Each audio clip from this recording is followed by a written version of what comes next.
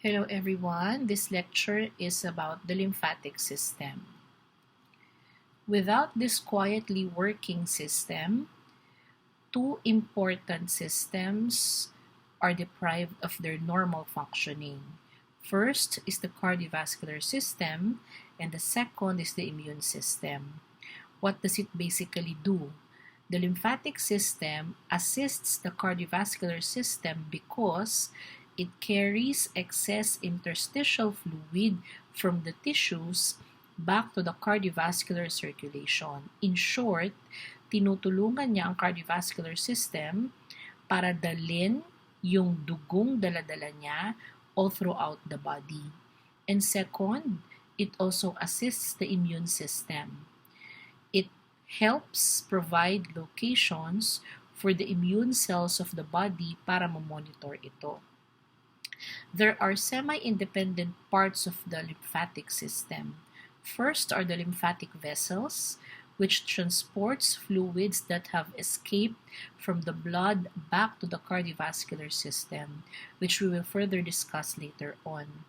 And second are the lymphoid tissues and organs.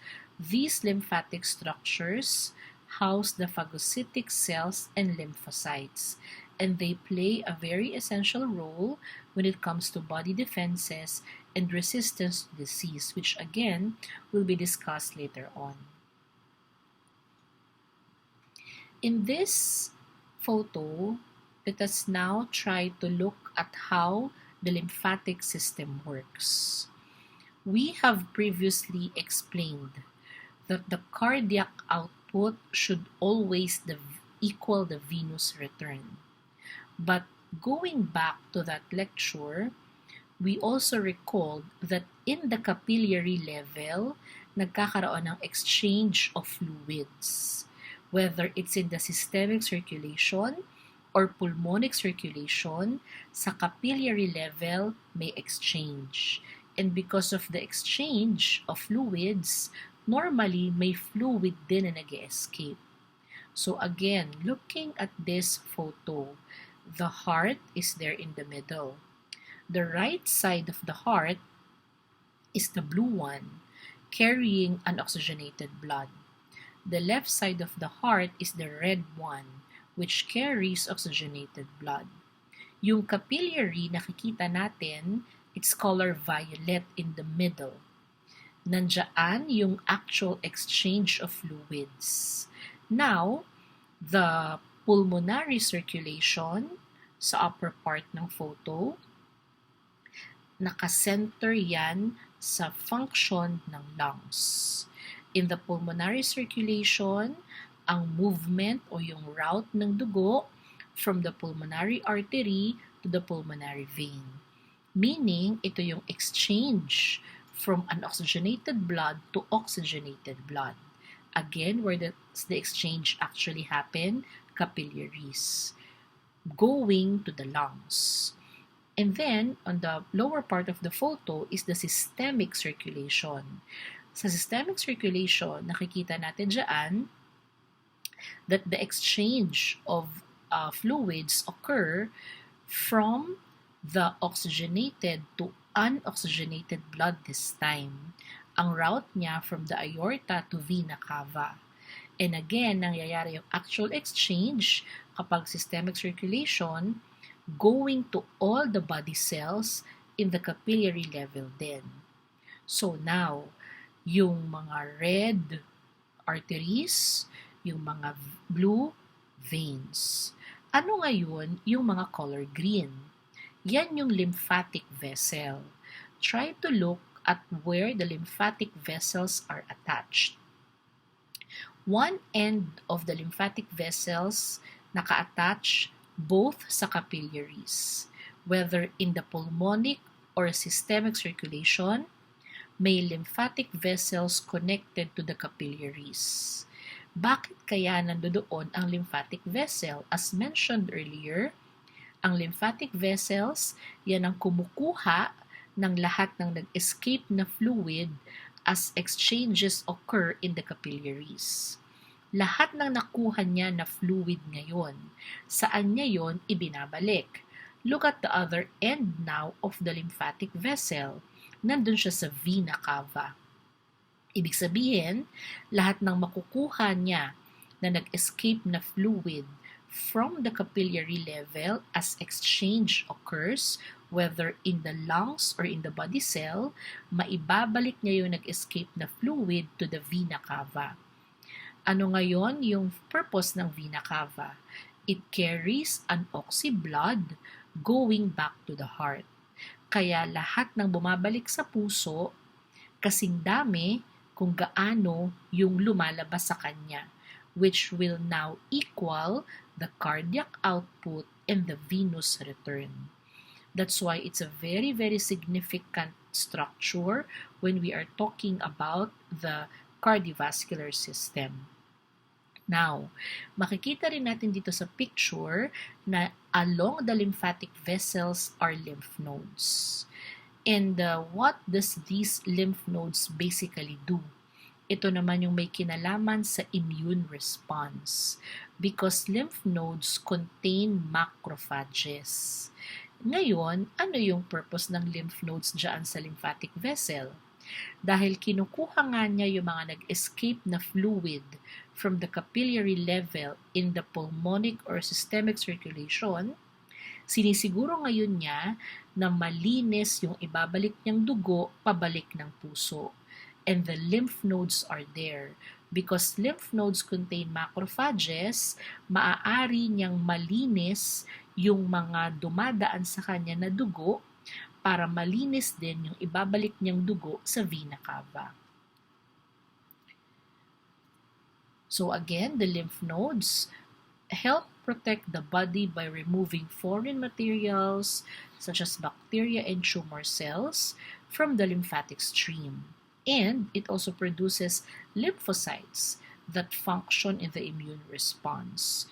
Within the lymph nodes, as mentioned again kanina, may mga macrophages. Macrophages are a type of lymphocytes, and they are the big eaters. They are the best phagocytes. Kaya magaling siyang mag-engulf and destroy ng foreign substances bago niya ibalik yung dugo pabalik ng heart. Collections of lymphocytes are also strategically located in the lymph nodes. Lymph nodes also vary in size and shape, but mostly kidney-shaped siya, less than 1 inch long, and buried in the connective tissue that surrounds them. Most of us will now experience swollen, inflamed, and tender lymph nodes, especially during an active infection or kung may cancer. Nagsiswell ito, ibig sabihin may na-trap yung lymph node and naggawa niya yung purpose niya. Here are the body parts kung saan merong dense location ang lymph nodes. All over the body, may lymphatic vessels. Kasi for every artery, for every vein, diba, meron din corresponding na lymphatic vessel. Pero ito yung mga areas ng katawan na pinakamaraming lymph nodes. We have the cervical nodes sa bandang leeg, axillary nodes in the axilla and then sa may outer breast, and the inguinal or the femoral nodes. These now are the lymphatic structures, the lymphoid organs, and the mucosa-associated lymphoid tissue or MALT. The bone marrow produces lymphocytes, and obviously for that reason, it's a very important lymphatic structure. Next, in the photo, we can also see the thymus. We have discussed thymus before sa endocrine glands. The thymus, as an endocrine gland, produces the hormone thymosin. And remember, it functions in the programming of T lymphocytes, important for immunity. The third, you will see also in the photo, the spleen. It curves around the left side of the stomach. Ang spleen, it filters and cleanses blood of bacteria, viruses, and other debris. It also provides a site for lymphocyte proliferation and immune surveillance. Pero ang pinaka-importanting function niya, it destroys worn-out RBCs and ibinabalik niya yung ibang breakdown nito sa liver. Other functions of the spleen include storing platelets and acting as a blood reservoir. Nagtatago siya ng dugo, especially in cases na meron tayong hemorrhage. Next are the molts. One is tonsils. Tonsils are small masses of lymphoid tissue deep to the mucosa surrounding the pharynx of the throat, sa may bandang lalamunan. Ang trabaho niya, it traps and removes bacteria or other foreign pathogens entering the throat. They carry out this function so efficiently, kaya minsan nakokongest ito ng bacteria, namumula, namamaga, sumasakit ang lalamunan.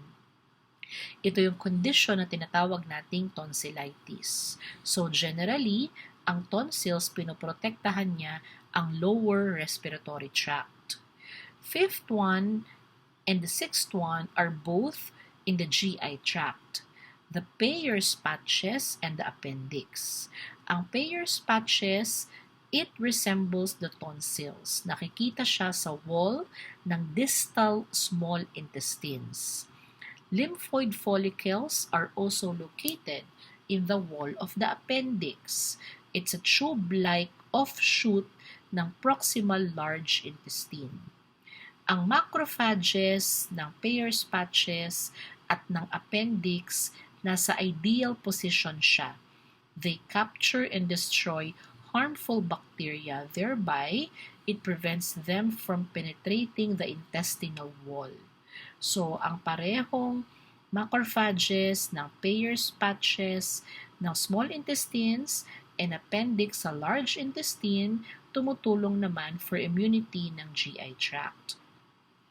So collectively, MALT acts as a sentinel to protect the respiratory system and the digestive system from constant attacks ng maraming foreign matter entering those cavities.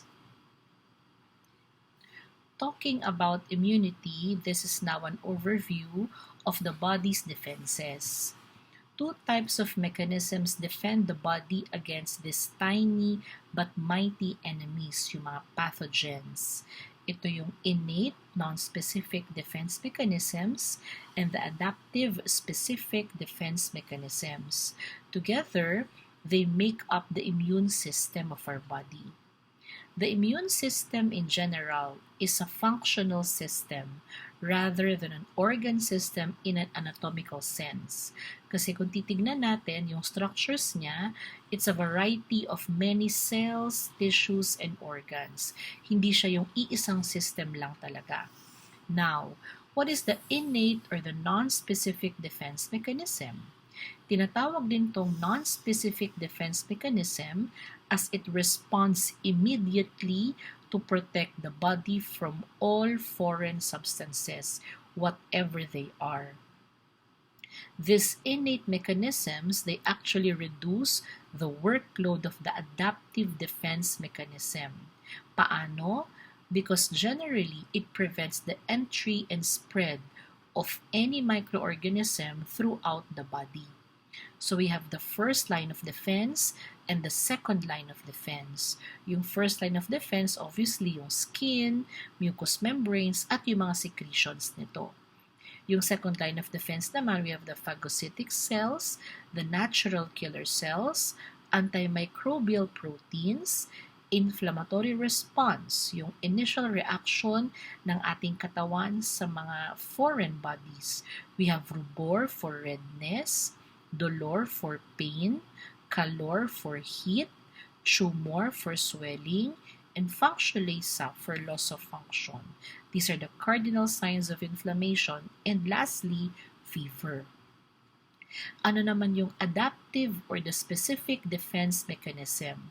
These fight invaders that get past the innate defense. How? Nagmamount siya ng attack. Dito, inaatake na niya mismo yung one or more particular foreign substances. In the adaptive defense mechanism, there are two types of immunity. We now have the humoral adaptive immunity. Ang responsible dito yung B lymphocytes na gumagawa ng antibodies at yung cell-mediated adaptive immunity ng T lymphocytes. So recall the blood. We have actually discussed already the B lymphocytes and the T lymphocytes. Sa humoral adaptive immunity, we have either active or passive immunity. When we talk about active humoral immunity, ito yung kung kailan ang B cells na encounter yung antigen of the pathogen and therefore nagproduce ka ng antibody against them. Kapag passive naman, yung antibody mismo na-obtain mo na siya from the serum of an immune human or animal donor. So, meaning active. Na-encounter mo yung antigen, kaya gumawa ka ng antibody. Passive, natanggap mo siya, antibody na. Ano yung naturally acquired active humoral immunity? Na-infect ka, nagkaroon ka mismo ng chickenpox, no? Therefore, gumawa ka ng antibody against them. Kaya nga minsan, ang mga taong nagkaroon ng chickenpox, meron na silang naturally acquired active humoral immunity. So there is a lesser chance na ma-infect ulit sila. What about the artificially acquired active humoral immunity? Ito naman yung mga natatanggap nating vaccines. For example, you receive the hepatitis B vaccine. Yung in-inject sa'yo is actually the part of the virus, it's a dead virus, or some toxin ng virus. Na-expose ka kasi in-inject sa'yo yon, kaya nag-develop ka ng antibody.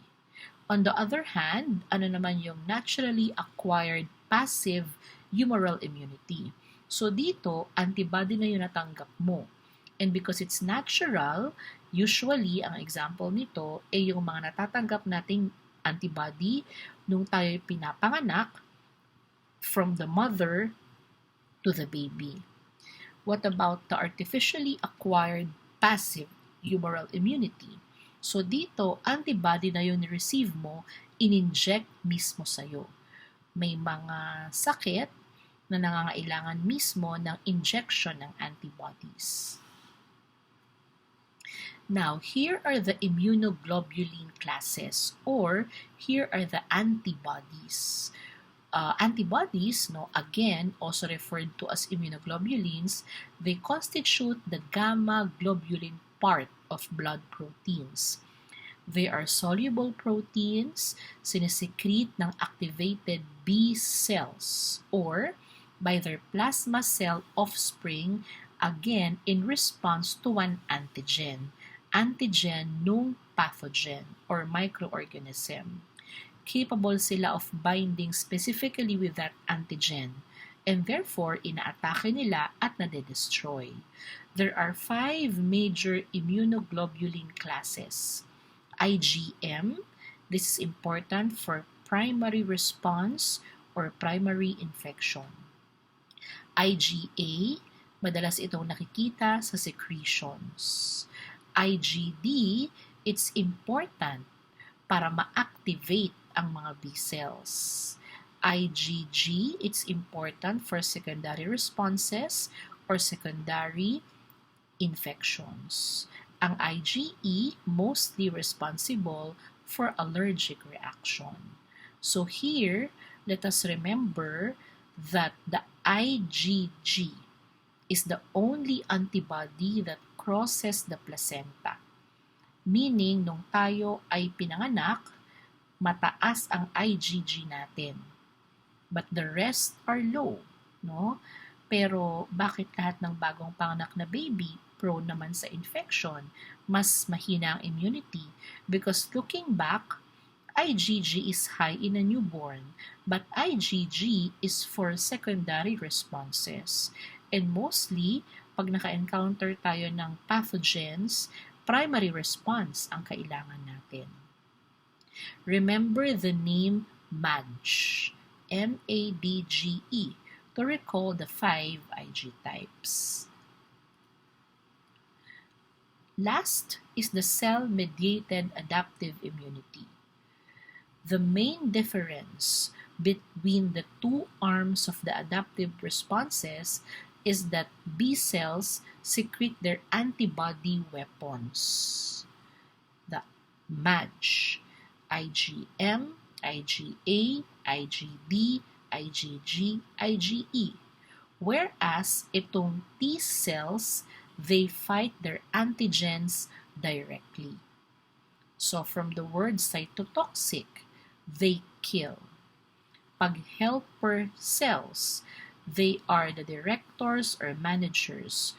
Once activated, they circulate throughout the body at nagre-recruit sila ng ibang cell para tumulong na labanan yung invaders.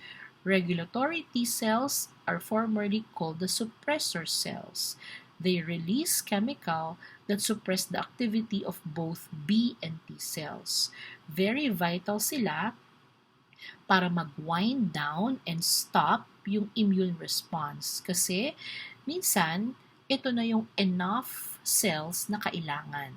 So yung mga hindi na kailangang mag-join para ma-stop yung paglaban nila doon sa invaders. So it helps prevent uncontrolled or unnecessary immune system activity. And lastly, yung memory cells. Long-lived ang memory cells. They remain behind to provide the immunological memory para every time na ma-encounter ulit ito ng katawan, alam na niya kung paano siya labanan.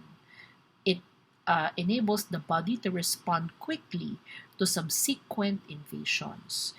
And again, these types of T cells were actually mentioned earlier also dun sa ating discussion ng blood. That's the end of the lymphatic system. Thank you very much.